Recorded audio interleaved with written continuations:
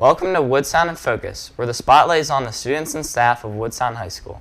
We celebrate their achievements, explore the issues that matter most to our school, and discover the amazing things happening inside and beyond the classroom. I'm Cole Q. And I'm David Farrell.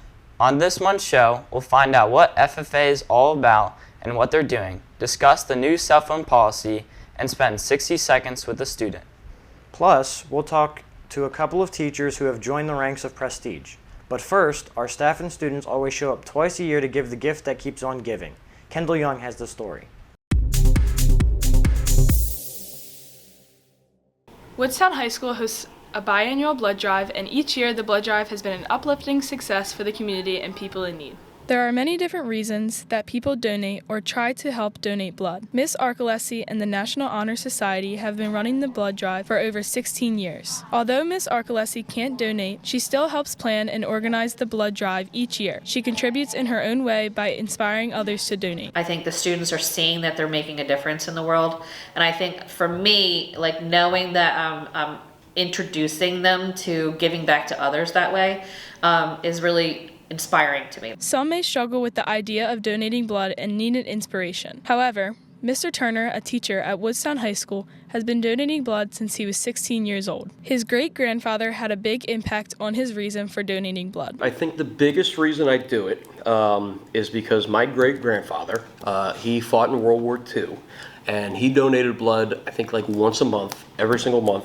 for his entire life, up until he was like 90. Some people have a personal connection to donating blood, as it has been a huge impact in their life and the people around them. Danielle Hanna is one that has this connection. She would love to make an impact and save others just as blood donors did for her family. What inspired me to donate blood is probably the fact that blood is needed, because I've had family members who have had to get like blood transfusions, and it's really helpful. So I wanted to be able to give the gift of life. Over the 16 plus years, the blood drive at Woodstown High School collected over 1,800 pints of blood that has helped save many lives.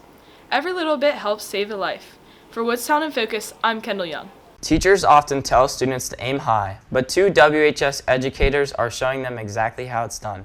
Abby Weatherby introduces us to the teachers who just added doctor to their title. Woodstown High School teachers are not always in school teaching. They do things outside of school too. Whether it's a club, coaching, or a hobby, they all do something that's special to them other than working in the school. Two teachers in WHS decided to excel their learning and work hard outside of school to receive their doctorate. A doctorate is the highest level of an academic degree. Now, Dr. Bellany and Dr. Raggio went over and beyond to receive this big achievement. Doctorates can be very challenging to receive. It comes with a lot of research. It's a 3.5-year program, a very intense program. The first 2 years are just straight coursework and classes that you take back to back to back for the entire year, including the summer, the first 2 years. And then after that, you conduct a study in the field, and then you defend your findings of that study. Receiving their doctorate was not an easy process for them. They had things outside of school as well, like being a parent and teaching. But being a parent and doing their job also motivated them. Since I was a little kid, I've always wanted my doctorate. So I think that was the biggest push. It's just taken me a very, very long time to get it. And I think just being a lifelong learner and wanting to constantly, the constant quest for knowledge, I guess you could say, would probably be the big motivation behind why I wanted to get a doctorate. Part of what pushed me to go to obtain my doctorate is I always wanted to go all the way in school as far as I could go. And I have a daughter, and I think I just wanted to show her that you could have it all. You could have the family, you could have the career, and you could have whatever you want. Now that Dr. Bellany and Dr. Raggio have both received their doctorate, they each have different plans in the future on how they will use this achievement. Ultimately, my main goal is to move into higher ed full-time. As I previously said, I'm also a part-time professor at Rowan, so I do love the higher ed element and teaching in that realm. So probably eventually becoming a dean or some kind of professor of education down the road. I would like to maybe see if I can make a bigger impact somewhere else, maybe getting into higher education, being an adjunct professor, or even working for a nonprofit. Congratulations to Dr. Bellany and Dr. Raggio for receiving their doctorates. It is not an easy thing to get, as they had to work outside of school, still working in school to receive it. For Woodstown In Focus, I'm Abby Weatherby. He's a junior thrower on the track team and he plays ice hockey. Answering random questions, here's 60 Seconds with Patrick Patterson.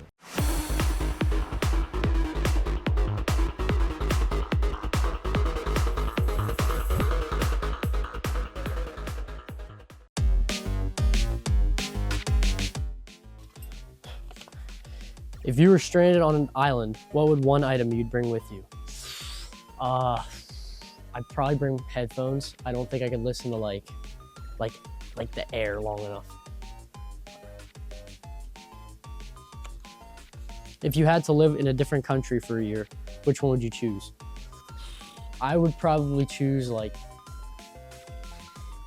Great Britain, like somewhere in there, like Ireland, because that's where like my family's from, and some nice scenery there.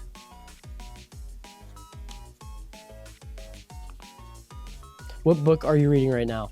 I don't really read that much. We just finished up The Crucible. That was pretty good, so I would definitely read it again. What's your favorite movie? I'd have to say my favorite movie is Groundhog Day with Bill Murray. I think if I were trapped in a loop that long, I don't think I could do it.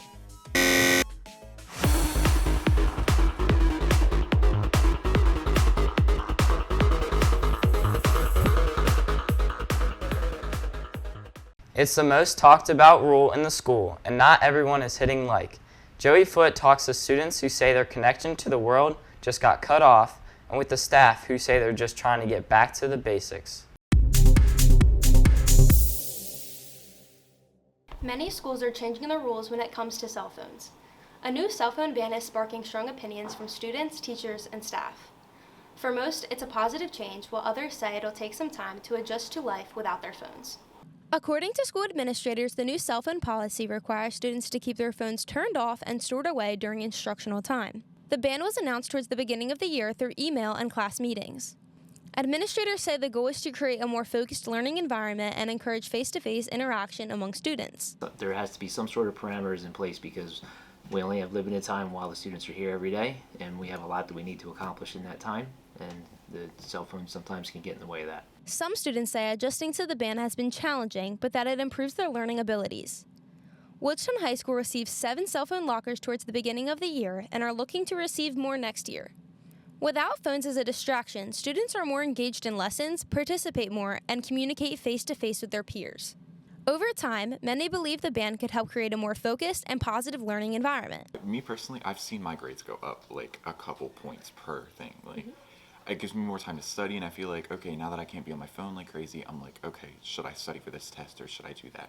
On the teacher side of the issue, they encourage their students who have a hard time staying off their phone to place their phone in their locker, cubby, or bag to reduce distractions and the temptation to use them throughout the school day. Keeping phones away helps students prepare for the workforce and prevent the likelihood of phone addiction later on in life. That when they go into the workforce, there's nobody standing there saying, okay, hand me over your cell phone, put it in this pouch for the day. You're expected to keep it in a locker or a cubby and only get it out during your breaks. The new cell phone ban is designed to create a more focused, respectful, and productive learning environment. While giving up phones might be challenging, the goal is to reduce distractions and help students stay engaged in class. By understanding the purpose behind the ban, students and staff can work together to make our school a place where learning comes first. For Woodstown In Focus, I'm Joey Foote. From the classroom to the competition floor, FFA is about much more than just future farmers. Delia Hahn takes us inside the Blue Jackets to see how students are turning their passion for the land into professional skills. Woodstown High School is consistently recognized for its competitive, successful, and highly accomplished extracurricular activities.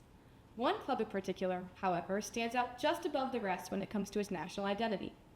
You may be familiar with the club from social media or the school announcements, but what exactly is FFA, and what kind of things do they do? FFA, or Future Farmers of America, is the largest student organization in the country at an estimated 1 million members across America, with Woodstown High School contributing 115 inductees. The club's prime promotion is agricultural education and helping to prep students for a broad range of fields through a combination of classroom and hands-on learning and competitive events.